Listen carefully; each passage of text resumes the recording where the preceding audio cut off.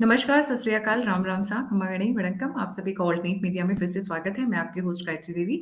हमारे साथ जुड़े हुए हैं डॉक्टर अविनाश सिंह की फैक्ट यूट्यूब चैनल से। बहुत सारे व्यूअर्स नए जुड़ रहे हैं, इसलिए अविनाश भाई को इंट्रोड्यूस करना चाहूँगी। अविनाश भाई IITian हैं, डेटा साइंटिस्ट, बड़ी-बड़ी ऑर्गेनाइजेशंस में काम कर चुके हैं, सेफोलॉजिस्ट हैं, बहुत सारे बोलूँगी पॉलिटिशियंस को मदद करते हैं उनकी सोशल मीडिया प्रोफाइलिंग में और बाकी चीज़ों में। और हमारे साथ तो जुड़े हुए हैं, यूट्यूबर भी हैं की फैक्ट यूट्यूब चैनल अभी इन्होंने बहुत समय नहीं हुआ है, मैं तकरीबन 1 डेढ़ साल से इन्होंने काम करना शुरू किया और लोगों का बहुत प्यार और सम्मान मिला है इनको। मैं ये कहूँगी कि अविनाश भाई कई बार धारा से उल्टा भी बोलते हैं क्योंकि इनको ग्राउंड की पकड़ होती है, ये बता देते हैं एग्ज़ैक्ट। तो अगर आपको ये जानना है ना कि 400 पार होगा या नहीं, ये अविनाश भाई से क्वेश्चन ज़रूर करिएगा क्योंकि ये सही उत्तर देंगे उसका। आज का जो मुद्दा है वो है राहुल गांधी का ये आखिरी चुनाव है और इससे जुड़े हुए छोटे से टॉपिक्स कि प्रियंका गांधी क्या करने वाली हैं, क्या बड़ा धमाल मचाने वाली हैं। सत्ता ना बड़ी क्रूर चीज होती है और नेहरू गांधी परिवार हो या पॉलिटिशियंस का। और अब जैसे अखिलेश यादव के परिवार में देख लीजिए किस तरीके से मुलायम सिंह यादव और शिवपाल यादव अखिलेश यादव के बीच में भिड़ गया, फिर परिवार अलग अलग हो गया, फिर मुलायम सिंह यादव का जो दूसरा बेटा है बहू वो भाजपा में चली गई। कांग्रेस पार्टी में भी देख लीजिए किस तरीके से राजीव गांधी और सोनिया गांधी, राजीव गांधी और संजय गांधी दो लोग थे, इंदिरा गांधी के बेटे थे। अगर कांग्रेस पे जितना सोनिया गांधी का अधिकार था उतना ही मेनका गांधी का अधिकार था, लेकिन राजीव गांधी के मरने के कुछ साल बाद ही किस तरीके से मेनका गांधी को जो वरुण गोद में थे उनको घर से निकाल दिया गया धक्के मार के, उन्हीं का सेंटेंस है। आप समझिएगा इसको। तो पॉलिटिक्स इस तरीके की क्रूर होती है। वहां भी दो भाई थे, दो भाई की दो पत्नियां थीं, ठीक है, और दोनों विधवा थीं। इस बात को भी समझिएगा, दोनों में भाई जिंदा नहीं थे, लेकिन पॉलिटिकल राइवलरी हुई और आज मेनका गांधी वरुण गांधी बीजेपी में है। और ये लोग जिस लेगेसी की बात करते हैं उस लेगेसी को केवल ऐसा थोड़ी ना था कि राजीव गांधी का परिवार ही उस लेगेसी को भोगेगा, या जो उन लोगों की प्रॉपर्टी है जो कांग्रेस पार्टी है। भाई उस पर अधिकार तो एक तरीके से मेनका गांधी वरुण गांधी का भी बनता है। अगर यही स्ट्रक्चर है, डेमोक्रेसी की तो कोई बात है नहीं वहां पे, लेकिन उनको हटा दिया गया। पंडित नेहरू के खिलाफ थी उनकी बहन विजय लक्ष्मी पंडित, इंदिरा गांधी के खिलाफ थी विजय लक्ष्मी पंडित, और एक समय कांग्रेस उन्होंने छोड़ दिया था इमरजेंसी के बाद। तो ऐसा नहीं कि पहली बार लड़ाई है। तो कांग्रेस पार्टी के टूटने के आसार बन रहे हैं, ये मैं ही नहीं कह रहा हूं। प्रियंका गांधी को आगे करके प्रमोट करने की बात सबसे पहले इस देश में मीडिया के सामने प्रमोद कृष्णम ने कही थी, आचार्य प्रमोद कृष्णम ने। आचार्य प्रमोद कृष्णम को पार्टी से निकाल दिया गया, समझिएगा इसको। आचार्य प्रमोद कृष्णम ने यह नहीं कहा कि राहुल गांधी बेकार है, उन्होंने कहा कि Rahul Gandhi test and trial हो चुके हैं, अब प्रियंका गांधी को मौका देना चाहिए, वो लीड करनी चाहिए। उनको क्या किया गया? पार्टी से निकाल दिया गया। उन्हीं का ये बयान है, उनका दो बयान था। एक, राहुल गांधी चाहते हैं कि जो अयोध्या में राम मंदिर है उसके फैसले को पलट दिया जाए साहबानों केस की तरह, उन्हीं का बयान है। और वो ये वही कह रहे हैं कि कांग्रेस 4 जून के बाद कभी भी टूटेगी, और टूटेगी तो दो कांग्रेस बनेगी, एक बनेगी कांग्रेस आर मतलब कांग्रेस राहुल, एक बनेगी कांग्रेस पी मतलब कांग्रेस प्रियंका। और यह भी नई बात नहीं है गायत्री जी, आप याद करिए वो दौर इंदिरा गांधी का, जब कांग्रेस टूटी थी तो कांग्रेस आई हो गई थी, कांग्रेस इंदिरा कांग्रेस हो गई थी, और उस कांग्रेस को फिर बाद में राष्ट्रीय कांग्रेस किया, इस तरीके से चीजें, और फिर वो लेकर के उस चीज को कैरी कर रहे हैं। तो ये भी पहली बार नहीं होगा। तो ऐसा नहीं है कि ये नहीं हो सकता है, यह होगा। राहुल गांधी को या तो छोड़ना पड़ेगा। आप इस देश की राजनीति की एक सबसे बड़ी विडंबना समझिए, राहुल गांधी और सोनिया गांधी ने मल्लिकार्जुन खड़गे को राष्ट्रीय अध्यक्ष बनाया, लेकिन मल्लिकार्जुन खड़गे से पूछ करके एक भी फैसला नहीं होता है। आप ताज्जुब करेंगी कि उनका सबसे बड़ा लीडर, एक तरीके से राष्ट्रीय अध्यक्ष है तो बड़ा लीडर ही माना जाएगा, राष्ट्रीय अध्यक्ष जो हैं वह टोटल कांग्रेस के फंड का 10% भी खर्च नहीं करते हैं, और कांग्रेस के टोटल फंड का 70% अकेले राहुल गांधी खर्च करते हैं। राहुल गांधी क्या है? प्रधानमंत्री है मोदी की तरह? नहीं है। राहुल गांधी क्या बहुत वोट दिलवा देते हैं? नहीं दिलवा पाते हैं। राहुल गांधी पार्टी में कौन से बड़ी पोजीशंस पे हैं? फिर भी यह भी कांग्रेस पार्टी के अंदर चल रहा है। क्योंकि आपने एक चीज देखा होगा, उड़ीसा में पुरी से संबित पात्रा के खिलाफ चुनाव लड़ते हुए एक महिला ने कांग्रेस का टिकट वापस कर दिया, क्योंकि उसको टिकट देते हुए प्रॉमिस किया गया था कि कांग्रेस की तरफ से तुमको फंड दिया जाएगा। लेकिन जब उसने फंड मांगा तो उसको फंड नहीं मिला, उसने टिकट वापस कर दिया। तो भैया तुम्हारा जो कार्यकर्ता चुनाव लड़ना है, जिसको टिकट दिए हो, उसको फंड की ज्यादा जरूरत है कि राहुल गांधी का हेलीकॉप्टर उड़ना ही ज्यादा जरूरी है? तो इस सब चीजों से कांग्रेस गायत्री जी जूझ रही है। और जब कोई भी पार्टी इस तरीके की चीजों से जूझती है तो उसका टूटना स्वाभाविक है। जी, तो आप ये कह रहे हैं कि 4 जून के बाद मतलब जो है कांग्रेस वो टूट के 2 टुकड़ों में बट जाएगी, तो राहुल गांधी का क्या होगा? वापस इटली चले जाएंगे सोनिया गांधी जी के साथ में? देखिए देखिए, ये झगड़ा होगा। राहुल गांधी, ऐसा नहीं है कि राहुल गांधी का टोटल रिलेवेंस ही कांग्रेस पार्टी के साथ है। राहुल गांधी जिस दिन कांग्रेस पार्टी छोड़ेंगे, या राहुल गांधी जिस दिन कांग्रेस पार्टी पे अपनी डील छोड़ देंगे, राहुल गांधी को कोई पूछने वाला नहीं होगा। ना इटली में कोई पूछने वाला होगा, ना लंदन में कोई पूछने वाला होगा, ना भारत में कोई पूछने वाला होगा। आप इस बात को समझ लीजिएगा। आप देखिए कि सोनिया गांधी सक्रिय राजनीति से बाहर चली गई, सोनिया गांधी की चर्चा भी बंद है। अब कोई सोनिया गांधी की चर्चा नहीं करता है। करता है? आप देखती हैं किसी डिबेट की पार्ट है सोनिया गांधी आज के डेट में? नहीं है। लेकिन यही हनक आप 14 और 19 में नहीं कर सकती थी। तब राहुल गांधी पीछे थे, प्रियंका गांधी का तो नाम ही नहीं आता था, वो अमेठी रायबरेली के अलावा कहीं दिखती नहीं थी। तो आप इससे समझ लीजिए।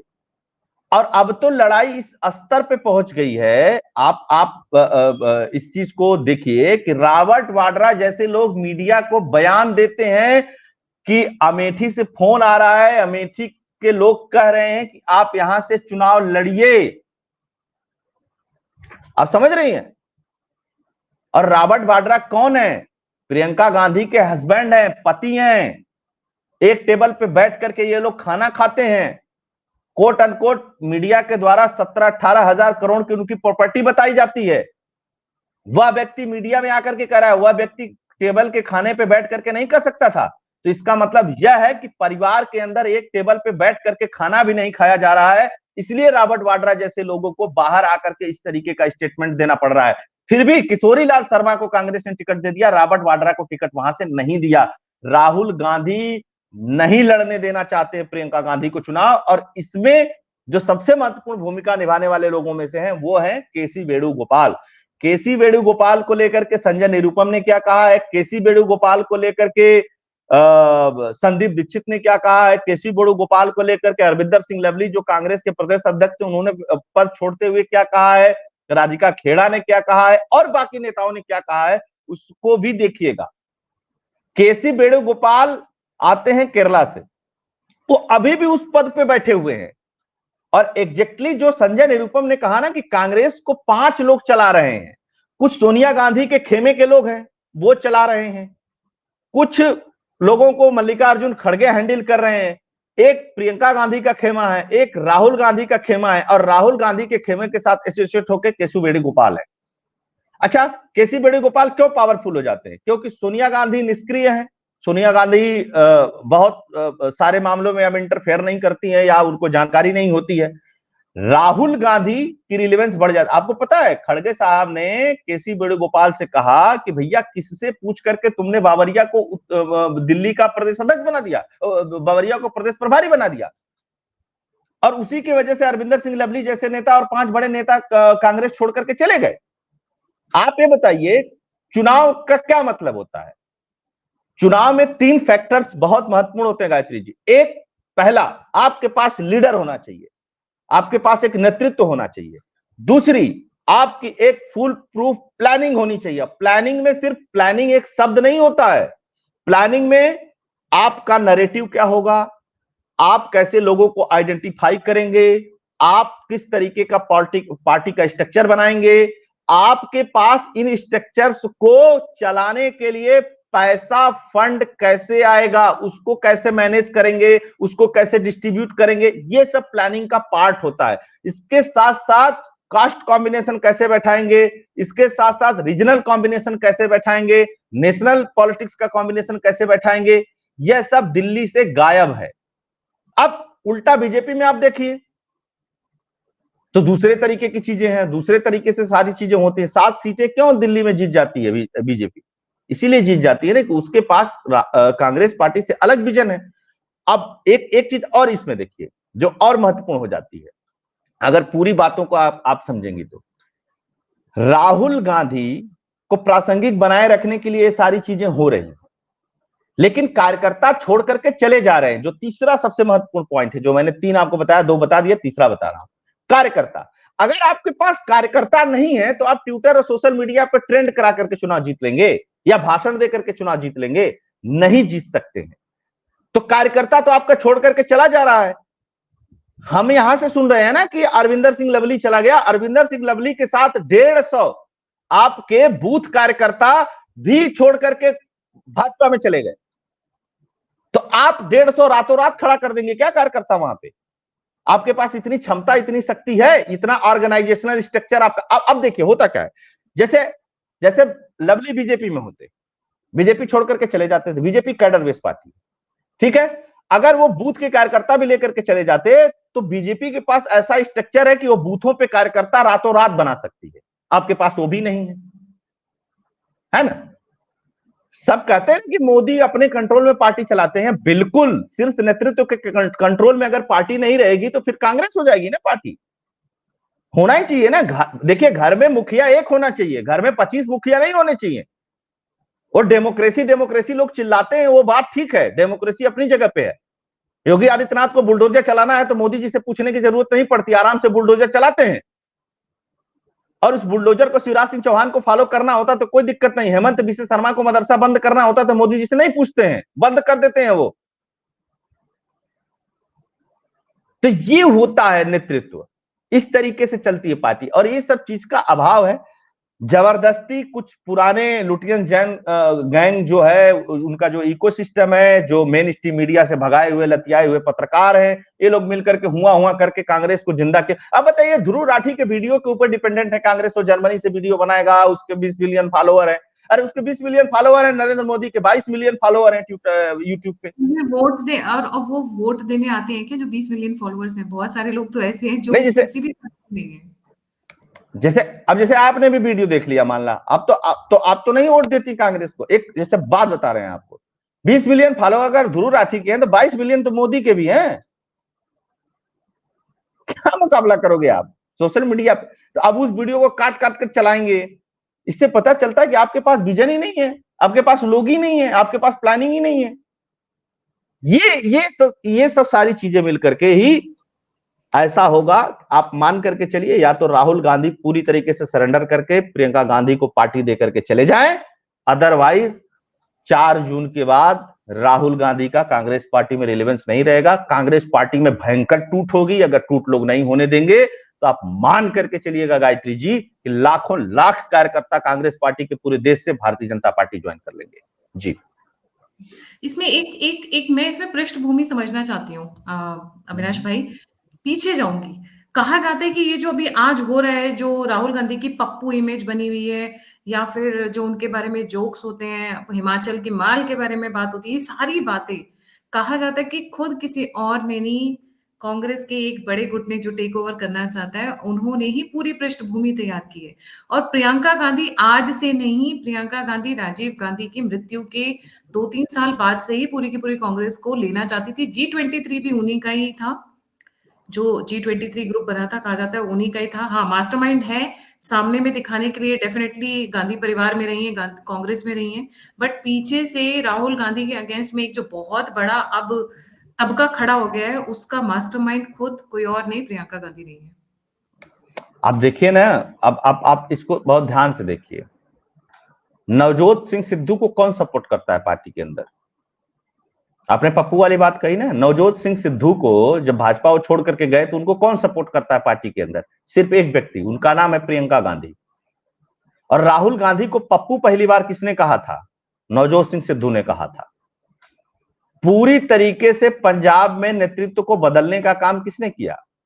सोनिया गांधी नहीं चाहती थी कि अब कैप्टन अमरिंदर सिंह को बदला जाए, उसको किया प्रियंका गांधी ने। ठीक है, फेल हो गया, सक्सेस हो गया, वो छोड़ दीजिए, खत्म हो गया। राहुल गांधी, सोनिया गांधी के जितने भी आदमी हैं वो इस समय आज की डेट में पंजाब में नहीं है। इस बात को आप समझिएगा। पंजाब में बिल्कुल भी नहीं है इन लोगों के आदमी, जी पंजाब में जितना नेतृत्व है वो इनके पास है। हिमाचल में क्या हुआ, हिमाचल में सरकार बन गई, हिमाचल में मेहनत हुई, हिमाचल में सेहरा बांधा गया प्रियंका गांधी के नाम, लेकिन हिमाचल से प्रियंका गांधी को डिस्कनेक्ट कर दिया गया। पोर्टफोलियो, महासचिव पोर्टफोलियो विदाउट पोर्टफोलियो बना दिया गया इनको। वहां पे भी बगावत हो रही है, क्यों हो रही है? क्योंकि वहां पे दोनों गुट हैं, मतलब राहुल गांधी गुट और प्रियंका गांधी गुट दोनों वहां पे हावी है। एक गुट सीएम को टारगेट करता है, दूसरा गुट सीएम को प्रोटेक्ट करता है। ठीक है, अभिषेक मनु सिंघवी किस गुट के हैं? अभिषेक मनु सिंघवी हैं राहुल गांधी के गुट के। अभिषेक मनु सिंघवी को चुनाव हराने में आपको क्या लगता है भाजपाइयों को बहुत बड़ा रोल है? अरे गलत फहमी है। अभिषेक मनु सिंघवी को हराने में सबसे बड़ा रोल इन्हीं लोगों का है, प्रियंका गांधी और प्रियंका गांधी गुट का, और हरा करके उनको भेज दिया। प्रियंका गांधी ने अपनी ताकत दिखाई कि अभिषेक मनु सिंघवी हो चाहे कोई भी हो, अगर मैं नहीं चाहूंगी तो हिमाचल से वो व्यक्ति चुनाव नहीं जीत सकता है, और नहीं जीते अभिषेक मनु सिंघवी। अभिषेक मनु सिंघवी के पास बहुत पैसा है, बड़े वकील हैं, सारी चीजें हैं। तो आप जो कह रही हो एकदम ठीक कह रही हैं कि प्लानिंग तो इन लोगों के पीछे से है, और धीरे धीरे इनके लोगों को इसीलिए निकाला जा रहा है, प्रियंका के लोगों के लिए, कि बाद में राहुल गांधी के लिए बड़ी थ्रेट ना बने। लेकिन प्रियंका गांधी भी हैं, कहां मानने वाली हैं जी। मतलब बहन और भाई के कलेश में कांग्रेस पूरी की पूरी डूब गई, मैं ये कहूं अगर तो। अच्छा बताइए, एक सत्ता किसको बुरी लगती है? आकाश आनंद ने उल्टा सीधा बोला तो मायावती ने उनको अपना उत्तराधिकारी घोषित किया हुआ था और महासचिव बनाया हुआ था, कोऑर्डिनेटर बनाया हुआ था, सारे पद से बर्खास्त कर दिया भाई वो कल रात में। सिर्फ मायावती कर सकती है मेरे ख्याल से। पॉलिटिक्स में आज तक कोई ऐसा पॉलिटिशियन नहीं है जिसने इतना स्ट्रॉन्ग कदम उठाया हो। मतलब पर्दे के पीछे डांटना और अलग क्या है, कही आगे है, आगे निकाल देना अलग है। कदम तो उठाया है, उस कदम को क्या कहा है? ये नहीं कहा है कि पार्टी का फैसला है, पार्टी के नेता का फैसला है, ये फैसला। उन्होंने कहा कि इनमेच्योर हैं, ट्विटर पे लिखा कि अभी इनको मेच्योर होने की जरूरत है, जब ये मेच्योर हो जाएंगे तब इन पे विचार किया जाएगा। साफ साफ लिखा, और बिल्कुल इनमेच्योर है। आप चुनाव के समय पे किसी को आतंकी कह देंगे, किसी को जूते मारने के लिए कह देंगे। आप चंद्रशेखर रावण उसी कम्युनिटी का नेता है, वो मायावती की इज्जत करता है, मायावती के बारे में हमेशा पॉजिटिव बोलता है। आप उसको बोलते हैं वो कौन है, छोटे मोटे लोगों की बात हम नहीं करते, इस तरीके के कहेंगे आप हैं? आप तो एक सीट पे जीतने के हकदार नहीं है, वो तो नगीना सीट पे कम से कम उसके जीत की बात तो हो रही है। इसलिए मैं कहता हूं एक एक कार्यकर्ता, एक एक वोटर महत्वपूर्ण होता है, उसकी इज्जत करनी पड़ेगी। किसी भी पॉलिटिकल पार्टी को अगर चुनाव जीतना है तो आपके यहाँ कार्यकर्ता चला जा रहा है छोड़ के, आपका यहाँ का नेता चला जा रहा है छोड़ के, आप कह रहे हैं कोई बात नहीं चलेगा, अच्छी बात है। अद बात है, कौन सी पॉलिटिक्स हो रही है भाई? ठीक है जी। जी, बिल्कुल सही। तो इसका मतलब अगर मैं कहूँ कि प्रियंका गांधी ने ही over a period of time Rahul Gandhi को सैबोटेज किया तो गलत नहीं होगा। अच्छा, एक चीज और है, ये पूरे स्कीम में सोनिया गांधी किसके साथ खड़ी होती है वो तो समझ में आ जाता है। राहुल गांधी के राहुल साथ खड़ी है। राहुल गांधी के साथ खड़ी है।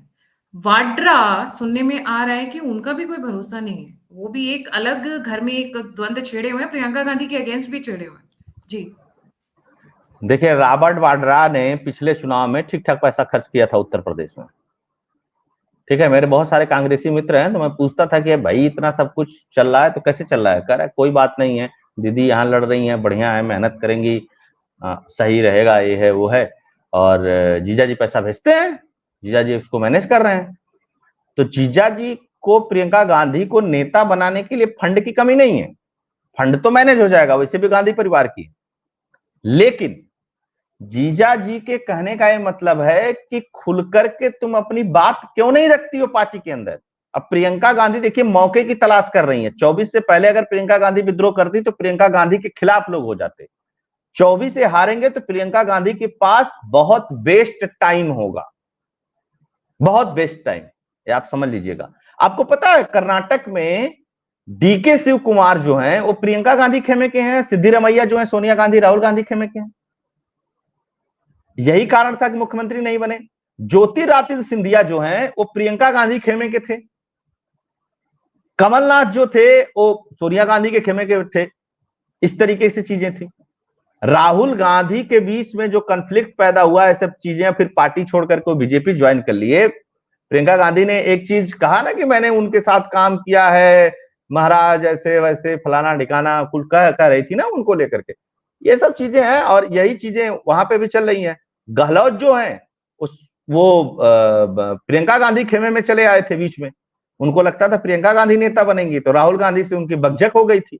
यही कारण है कि अमेठी पे गहलोत प्रभारी बनाए गए हैं और भूपेश बघेल जो है राहुल गांधी खेमे के हैं, तो वो रायबरेली पे प्रभारी बनाए गए हैं।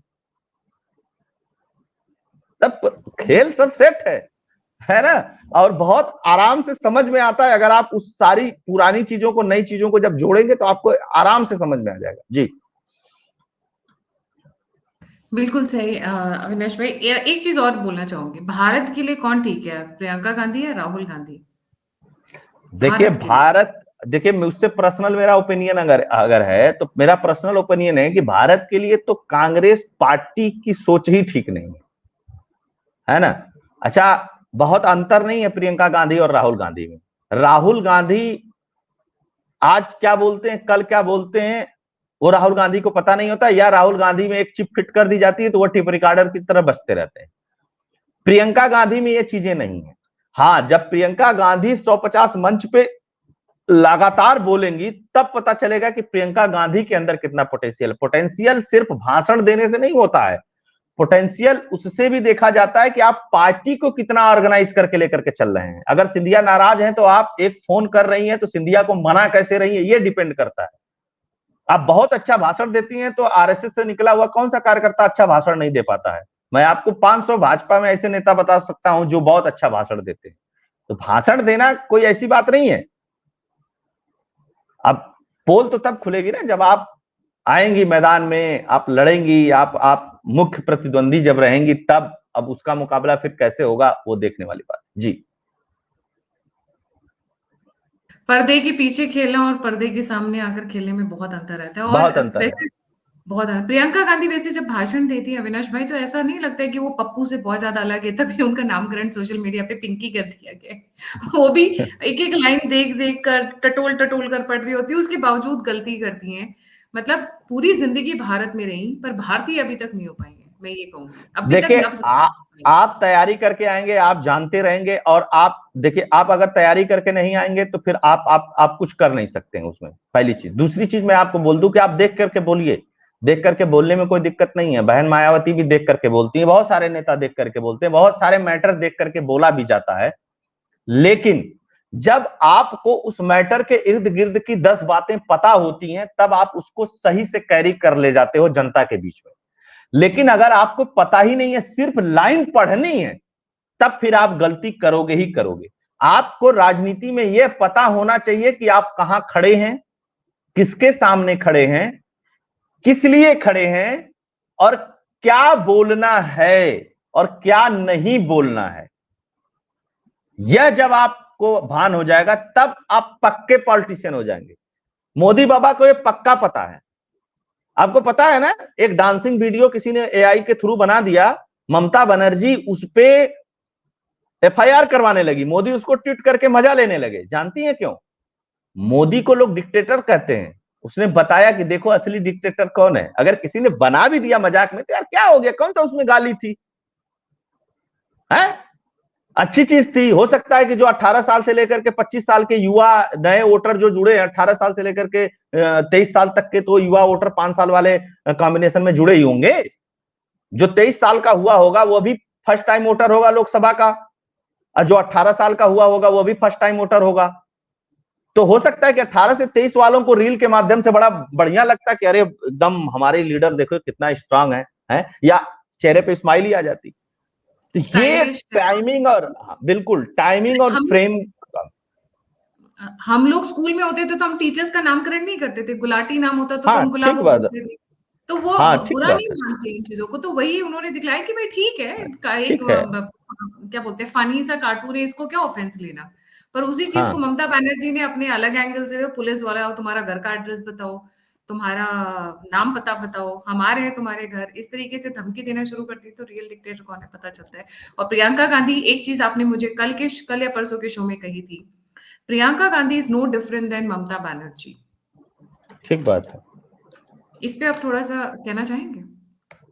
देखिए आप जब डेस्टिनी आप जब इस तरीके से डायनेस्टी पॉलिटिक्स के से निकल करके जब आते हैं तो आपके अंदर बहुत एरोगेंस होता है। आपने कभी लालू प्रसाद यादव के बेटे का भाषण सुना है? वो थोड़ा सा कुछ उल्टा सीधा होता है तो तेजस्वी यादव किस तरीके का भाषण देते हैं? आपने कभी अखिलेश यादव का भाषण सुना है?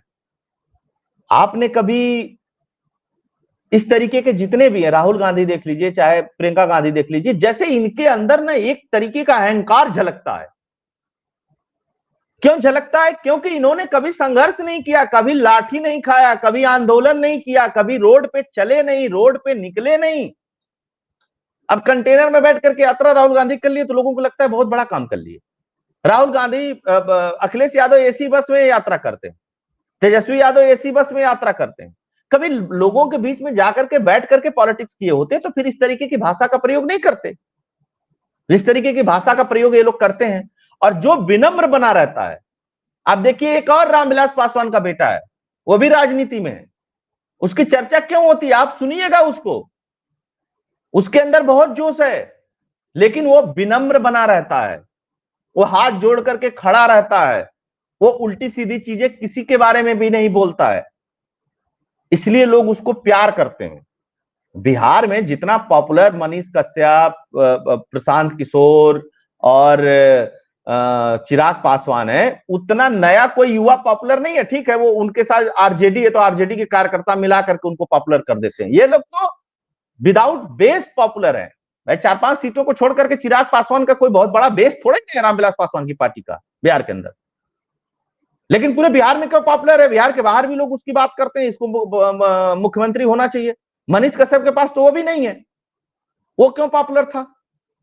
विनम्रता थी, वो रिपोर्टिंग करता था, उसमें भी पब्लिक की तरफ से वो करता था, सरकारों के लिए वो उसके चीजें कड़ी थी। प्रशांत किशोर है, प्रशांत किशोर के अंदर आप एरोगेंस नहीं देखेंगे कि प्रशांत किशोर मीडिया में बैठ के एरोगेंट है। वो अपनी बातों को मजबूती से कहता है, क्योंकि ये लोग समझते हैं चीजों को। इन लोगों को समझ में नहीं आता, इन लोगों को लगता है कि हमारा कार्यकर्ता इसी उत्साह से चलता रहेगा। तो राजनीति बहुत बदल गई है, अब लोगों को बदलने की जरूरत है। जी जी, बिल्कुल सही अविनाश भाई। Thank you so much for joining. जाने से पहले सभी व्यूअर्स से रिक्वेस्ट है, please don't forget to like, subscribe and share की fact YouTube channel and the alt neat media. अगर आप मुझसे ट्विटर पे या बाकी जगह जुड़ना चाहते हैं तो सभी लिंक्स डिस्क्रिप्शन बॉक्स में। गायत्री TAM मेरा ट्विटर हैंडल है, और अविनाश भाई का चैनल जरूर लाइक, सब्सक्राइब और शेयर करिएगा। उभरते हुए सितारे हैं ये, और बहुत अच्छा बोलते हैं, बहुत अच्छी पकड़ है इनकी। इसी के साथ बहुत जय बहुत हिंद, धन्यवाद। जय हिंद, जय जय श्री।